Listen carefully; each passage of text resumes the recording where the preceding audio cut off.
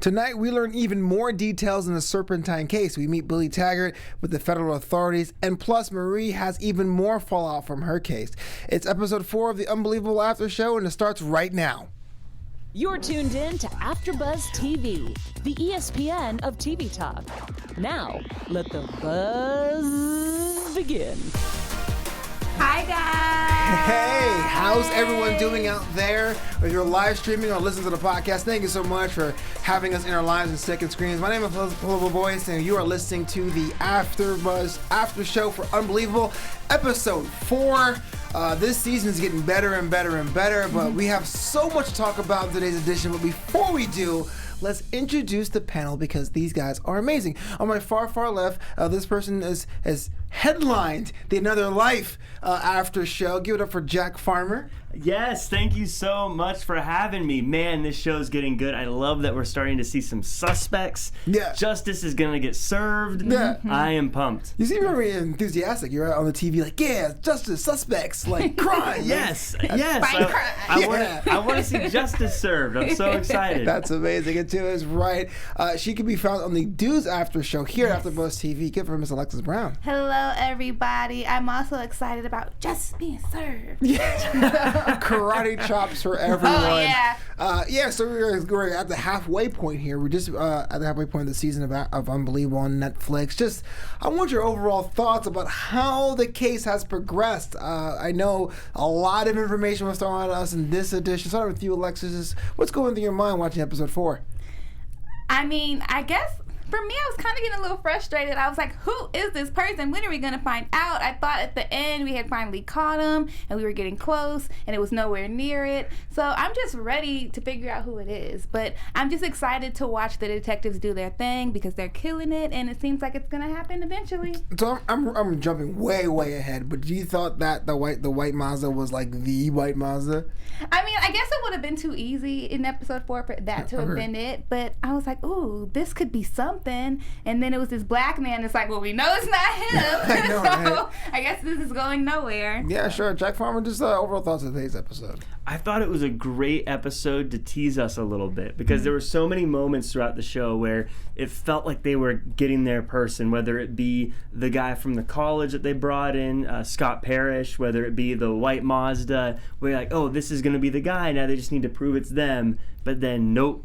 Yeah. That's not them. And so it was very much a tease episode where you kept thinking you were going to get something, but she didn't. Yeah. That's a good description of it. So let's talk about Scott Parrish for a second because this guy definitely seems like a bit of a skis-ball, right? Yes. Definitely someone who his own friend or even colleague kind of gave him up like, yeah, man, he makes girls forced to have sex with him, which is one of the worst reputations you want to have on the planet. I want to see what you think, Jack, about his temperament and how he basically he fell into Duvall's trap there, just telling more and more information as his interrogation continued. Yeah, his temperament, he seemed like a complete piece of trash, which was what we were supposed to Don't hold get back, from Jack. that. Yeah. I mean, yeah, he was presented as someone who was a terrible person. He lived up to the reputation. You wish that he could get charged with something because you know he's a terrible person. The person who acted him did a great job because I hated him, and that was the role, to be hated. And I wish we could get some justice for that guy, but it doesn't look like that's going to be the case. Absolutely. Yeah. I agree. Even though he didn't do this particular crime, I still feel like he deserves to be in jail, and hopefully that ends up happening. And he also has a really dumb tattoo. Yeah. It gets a Christmas tree or whatever that was on their leg. It looked like an arrowhead. Yeah, it was kind of weird. Yeah. So you deserve to go to jail just for that tattoo. Wow. Judgment being passed. Right.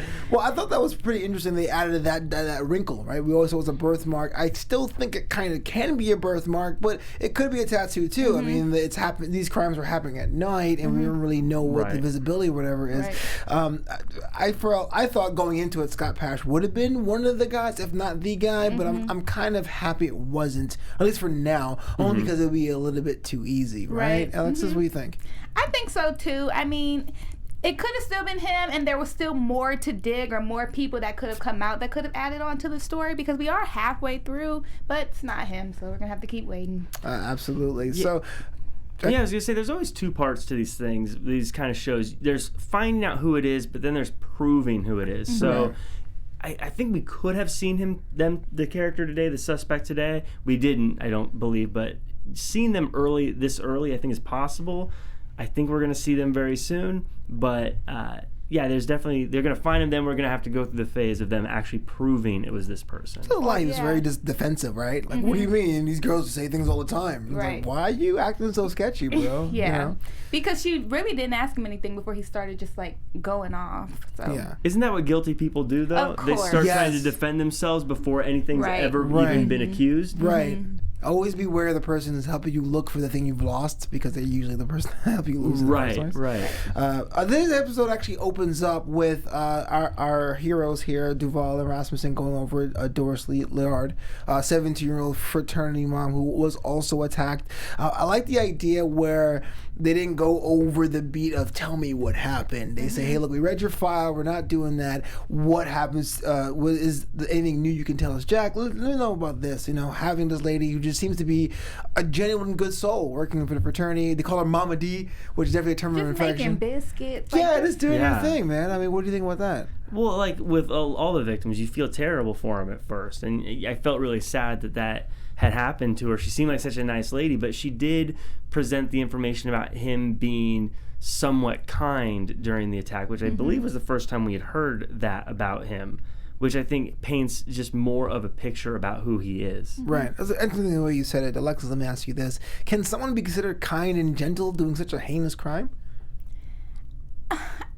I mean, she said it, so I guess comparatively, compared to what you think a rape Fair. would be or what Absolutely you've heard fair. about a rape, they're being a lot more gentle than is normal. But I mean, they're still raping you, so I don't understand it. But I've also never been in that situation, and hopefully never will be to know. So Absolutely. The MO here of the attacker, assuming that it is one person here, which I think it's a very safe assumption, it definitely seems to be at random. This is what actually Agent Taggart says with the federal authorities, that there's not a particular type. There isn't an age preference or racial preference. I want to walk you through this. When they met Agent Billy Taggart with the FBI, kind of was bemused at the fact there's an arranged marriage between the two police precincts, and it went into detail about a VCAP analysis about how they're trying to whittle down who this person may be. Alexis, let me ask you this: the information came kind of fast and furious.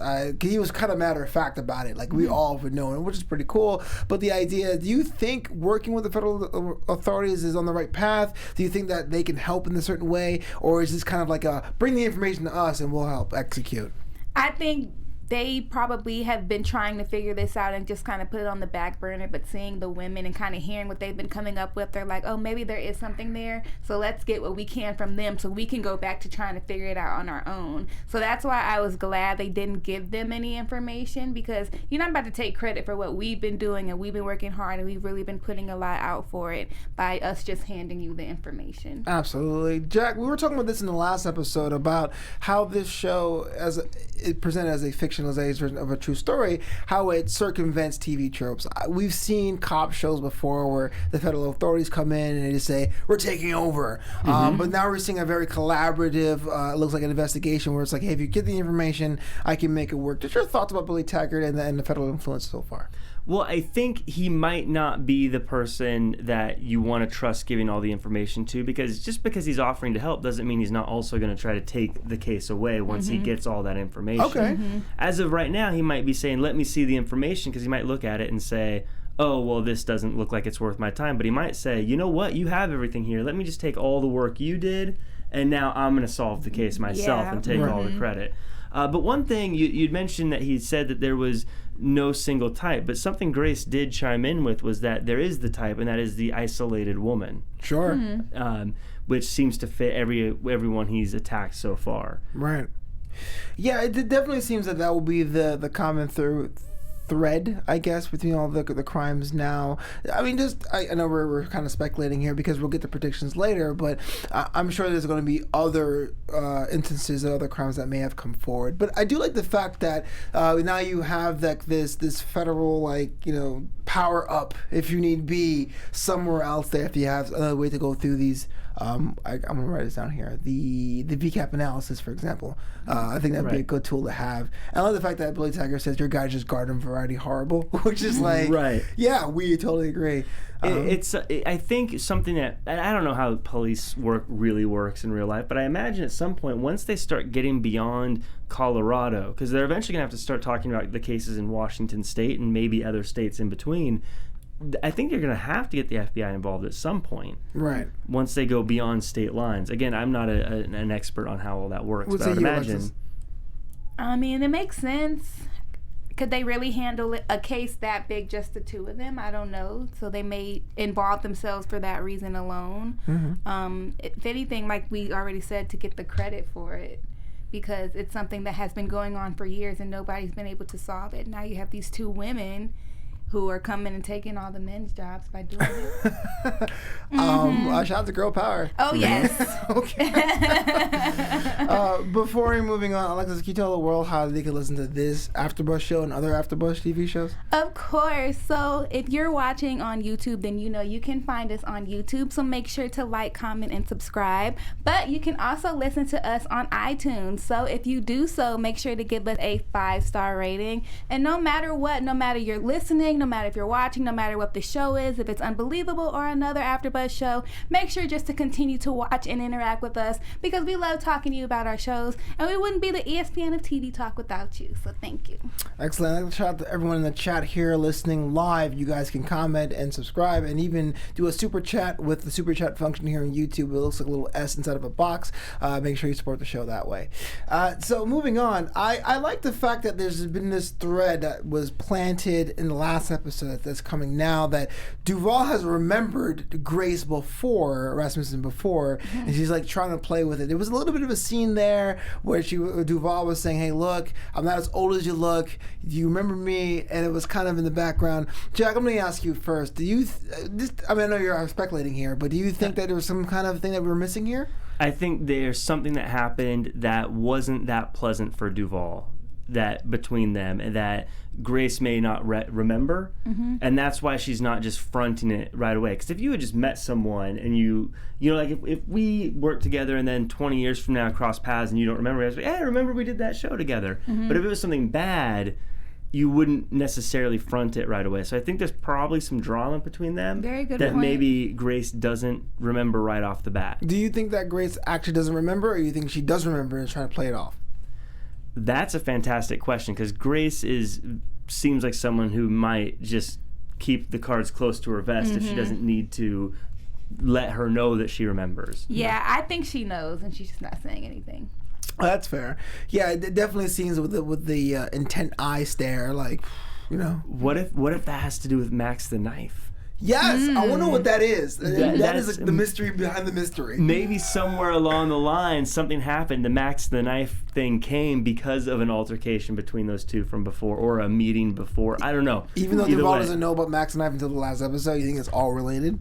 Yeah, like maybe the relationship between them between Duvall, both the Duvalls gave Max the Knife that name because of an interaction. I don't know. That's all predictions, but I want to know what's going on with Max the Knife. Yeah, that was definitely hoping we get some closure with. Just a real quick aside. We were watching the show in the trailer here at AfterBuzz TV Studios, and there was a line that was spoken today that both gave us pause, all three of us, that said that 40% of police officers report themselves as domestic abusers. I thought that was pretty interesting. That was dropped in this episode. I'm not sure of the validity of that, but that does put everything in perspective. Alexis, thoughts about that? I mean, I think they are just kind of, how can I put this? They're putting it out there so that they won't get caught up later. Like, sure. Say, let me put it out there myself so I can control the narrative, control how things are handled versus it just coming out later on its own, maybe? Yeah. I don't know. I was shocked about that too, but also shocked but not surprised, if that makes sense. But as a citizen, you think that police officers of the law have themselves above reproach, but... Normal people. I don't know about me, but most people would think that. I'm not touching that one. Yeah. Different conversation. But Jack, the cops are volunteering this information. Not like, they didn't fail a test. You guys are saying, you know what, I'm kind of... sorry to cut you off, but that's what it was for me. I was shocked that they would put out that information on their own, but not surprised that they were actually doing the act. Yeah. Well, yeah, maybe because they know how law enforcement works. They know if they front it, then they can bury it instead of being caught on their own. Yeah. I don't know. Again, I don't know how accurate that number actually is. I assume it's got to be somewhat accurate for them to just drop it in the middle of a show like this, but I don't know. I think 40% of any career field having domestic violence issues is scary. Yeah, absolutely. No, that goes without question. And domestic violence is really one of the ones that it's the most personal kinds of violent attacks, you know. So moving on, you know, there was a bit of fallout between the past cases. We learned that Amber's boyfriend is either they broken up or they're separated or they're going about their separate ways.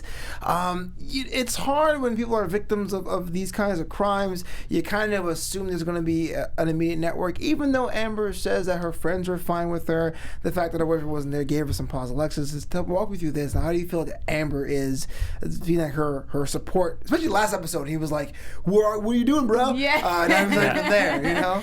I mean, I got weird vibes about the boyfriend from the very beginning when she was talking about her boyfriend to the detective in the second episode, and she was like, he's very overprotective of me. And just kind of the way she talked about him to the detective, they kind of sent off a red flag for me in the beginning of that. So then meeting him in the last episode where he seemed like very like he had some type of anger issue himself, sort of, kind of. And I know it's a very contentious, you know, thing. She was attacked, but there was a weird vibe for me there. So I actually was happy that the boyfriend had gone away, but a little nervous to know why it was and what that means for how he's going to be treating her now. Sure, Jack, is that the last we see of him? I think so. I don't know why he would come back at this point from the show standpoint. He definitely did live up to the billing that she told him he was, as far as him being someone who was protective and all that in the last episode. I think we're going to see more of her not having anyone around her going forward. Because it seems weird, even as she was going out to see her friends, when the phone rings, she kind of hides the phone and there's, oh, that's them, you got to go. As opposed to, yeah, they'll be here soon or whatever. Yeah. It's almost like she doesn't want everyone to see that there actually isn't anyone there.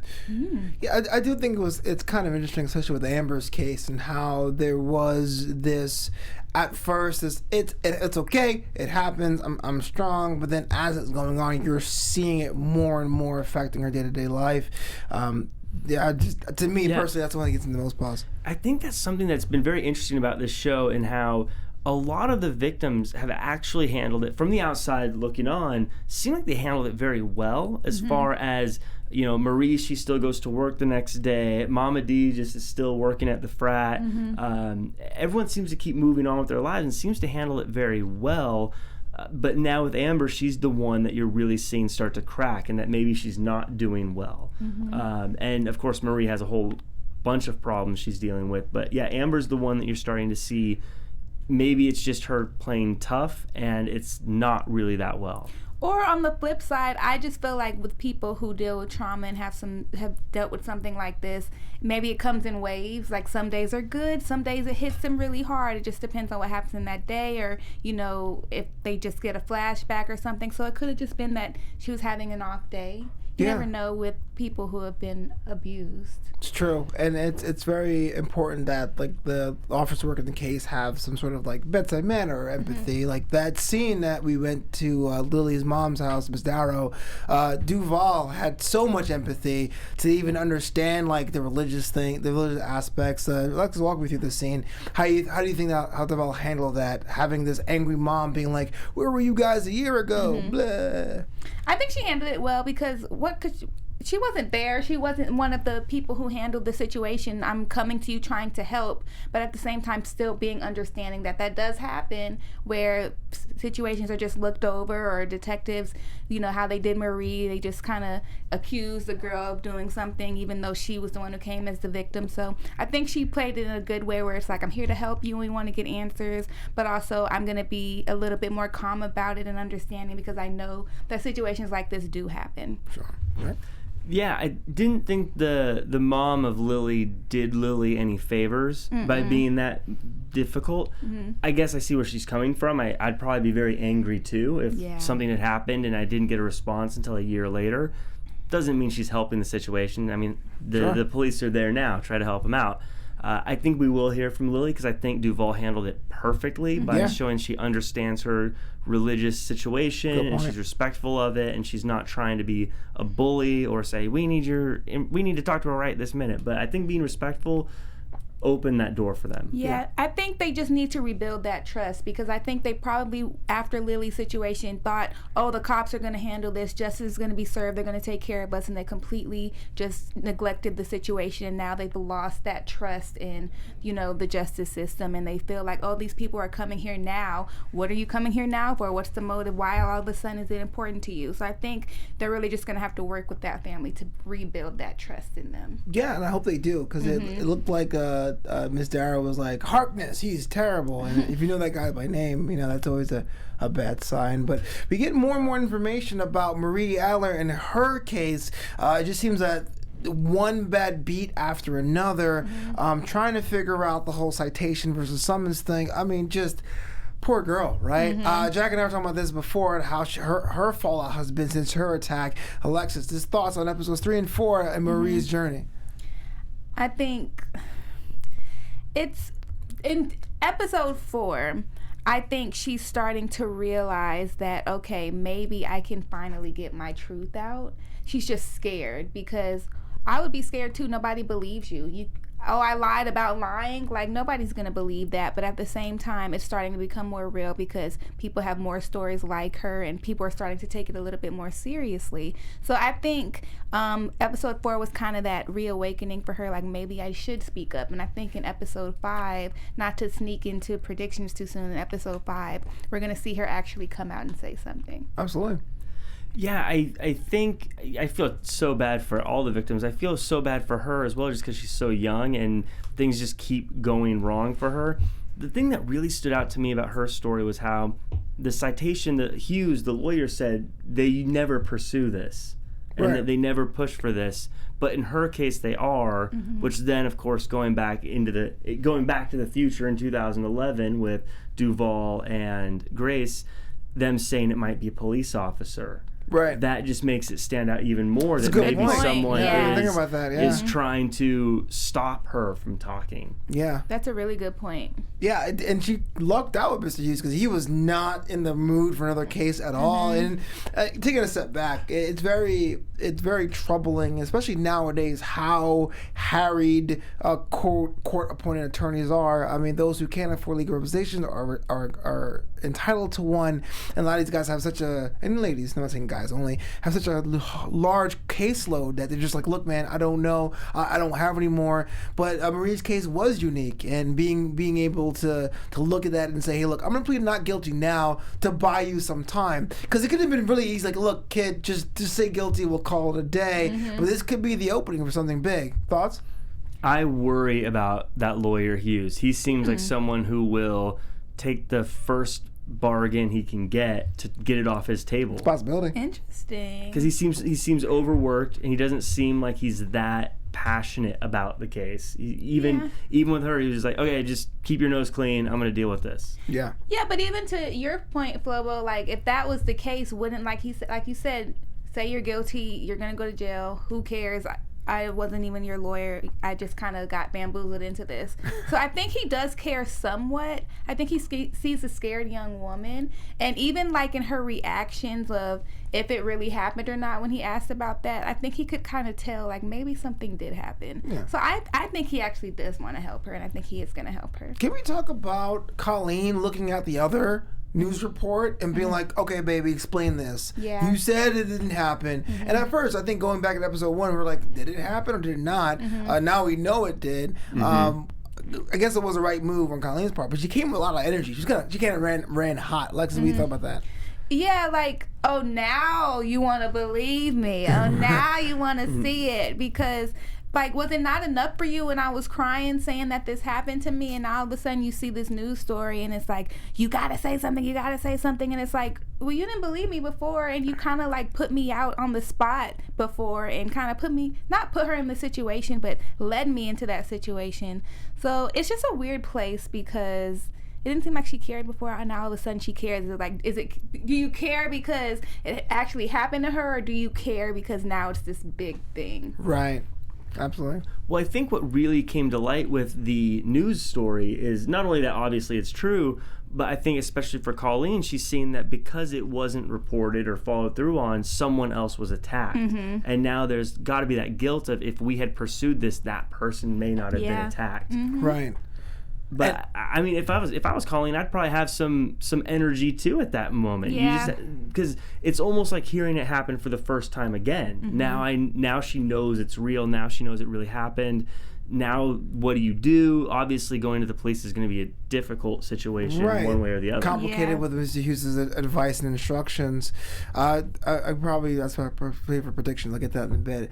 Before we move on, now it's time for our special segment. It's now time for Who Caught Ya? Who caught ya? Who caught ya? So today, I've got a fun little story about an Iowa man in Iowa City. Of course, Iowa City's in Iowa, right? Iowa City. This is a real story. So what happened is this fella, he thought it'd be a fun idea to steal an ID. You know, kids like to steal IDs. You got to get fake IDs somehow. So he steals this ID, and he figures, he steals it, he has it. Some time passes, and goes, I'm going to use this ID to sneak into a club. So he goes to the club. He gets to the line. He gets all the way to the front of the line, and the bouncer says, okay, let me see your ID. Shows him the ID. The bouncer was the guy he stole the ID from. Wow. So he was looking at his own ID. So who caught ya? The bouncer caught ya. I mean, did he not think? I mean, I guess you're not thinking, oh, let me check and make sure that's not the ID. But if you just stole that ID, the guy didn't look familiar. Did he change his hair? Like, That raises too many questions because bouncers are a certain build. So was this kid a certain build too? Or Oh, was he yeah, that's true. I mean, he obviously wasn't the smartest kid to try this one, but he. I wish I could have seen the look on his face, on both their faces, when they're holding the ID and looking up, and then him looking at the bouncer, going, "Oh no, oh no." It's like have you seen that P. Diddy meme where it's like him and that other guy and they're like staring at each other? It was probably like that. Oh yeah. Don't do fake IDs, kids. Come on, you know. Yeah. Moving on. Now it's time for our news segment. Alexis, tell us something we love to hear. So we got some good news about the woman we all love, Miss Toni Collette. She is going to be in a new movie just days after the premiere of her thriller Knives Out at the Toronto Film Festival. They just announced that she's going to be in a new movie with Guillermo del Toro. It's called Nightmare Alley.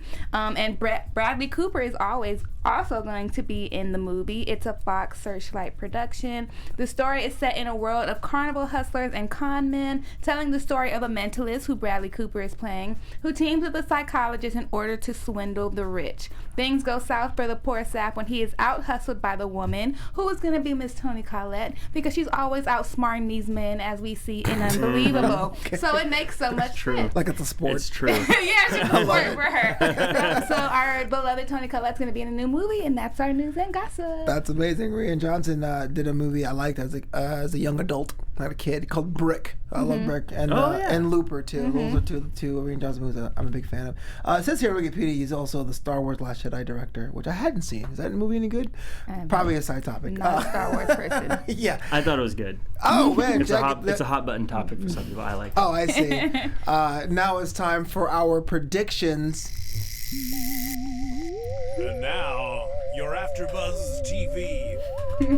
That is hands down my favorite drop, because I had this picture putting on the foil helmet or the tinfoil hat.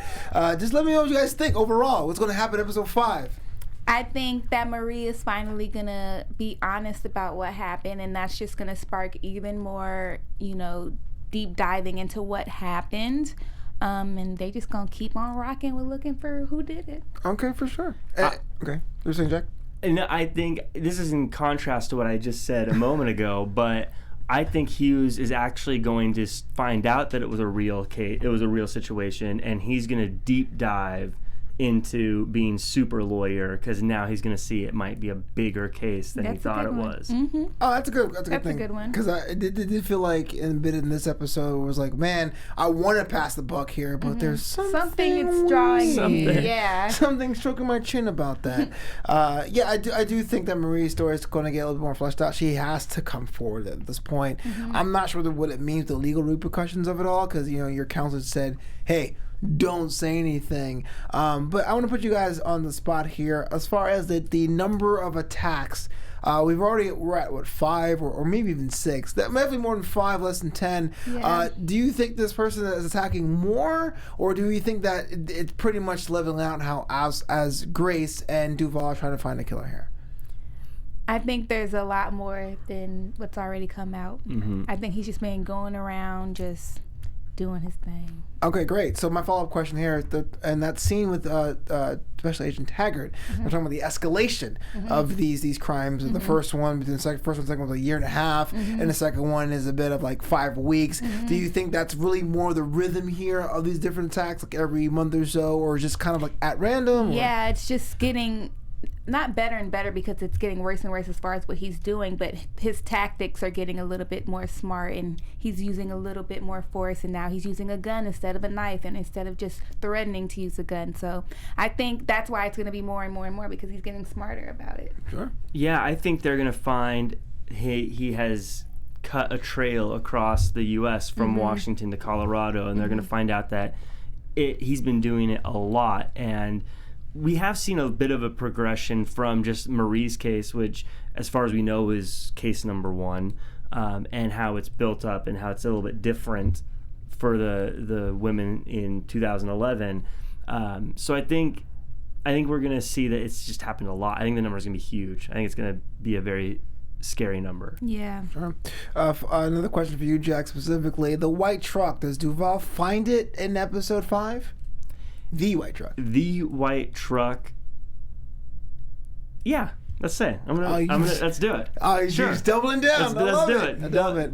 Episode 5, the white truck will get found. You heard it here first, unless you already binged the whole season. Then you heard then it you already know. already. Can I just say maybe that the white truck has nothing to do with this? A red herring. Yeah. Okay. Because it was kind of just like, that car keeps driving back and forth and we don't know why. Let's figure it out. It could have nothing to do with the case and we not know. Or maybe he already got rid of the truck. That could be a good point, because as said earlier, guys like Scott Parrish were a red herring. So the show is not afraid to give us red herrings. We know that. Which makes it that much better, because I like to play along with it. Final questions for our predictions. Today, in this episode, Grace kind of appealed to her husband, like, hey man, help me out with some favors. And he's like, no, I cannot. Do you think Steve relents in episode 5 to help out Grace Rasmussen? Alexis? Yeah, sure. Predictions. You never know with this show. Like, it could go a completely different way. So expect the unexpected, people. Right. Yeah, I think it's going to be a little bit of yes and no. I think Grace is going to provide more evidence to show she should get the files, but it won't necessarily be the exact information she needs to get it, if you know what I mean. It'll Absolutely. be like, I do, yeah. Like he'll see that, yes, this is clearly where the information is, so I'll cut a few corners, but he's not going to do it just, sure, you asked. Okay, fair. Final thoughts on today's episode and where you think the season's going to go, Jack? I thought this was a really solid episode. It felt like a bit of a bridge between 2 bigger episodes. I feel like the next episode is going to be a really big episode. This is definitely more of a building the foundation for the rest of the season. So I liked it, though. This has been a great series, start to middle so far. Great. I definitely agree with that. I think they, like I mentioned at the beginning of the show, that I'm starting to feel a little frustrated. Like, they keep thinking they have it and they don't have it. I'm thinking that they found it and they don't. So I think this is kind of the point in the show where you're starting to feel like maybe they won't find them. But then they surprise us, something unexpected happens, and we end up finding the person. So I'm just excited to see what happens, and like I said, expect the unexpected. Absolutely. The investigation rolls on. I can't wait to see where the next stop is first. But Jack Farmer, do me a favor, tell the world where the world can find you online. You can find me at jackcfarmer.com, as well as at RealJackFarmer across all social media. Hit me up on Twitter if you want to discuss more about this amazing show. I love chatting with you guys, the viewers. No spoilers, though. I'm only on episode 4. Fair. And you guys can find me on Twitter and Instagram at I am Lexi Fierce. That is IAMLEXIFIERCE. Lexi Fierce, because you always get confused with being Beyonce. Oh, no, yeah. Okay, I totally understand And the that. name probably doesn't help. It's like, you already look like her, and then It's too much. I get the rock all the time. My name is Flobo Boyce. You can find at Flobo Boyce on Twitter. Thank you so much. I'm Flobito on Instagram and Flobito.com. We're back for episode 5 soon, but until then, please buzz you later. Buzz you later. Our founder, Keven Undergaro, and me, Maria Menounos, would like to thank you for tuning in to AfterBuzz TV. Remember, we're not just the first, we're the biggest in the world, and we're the only destination for all your favorite TV shows. Whatever you crave, we've got it. So go to AfterBuzzTV.com and check out our lineup. Buzz you later. The views expressed herein are those of the hosts only and do not necessarily reflect the views of AfterBuzz TV or its owners or principals.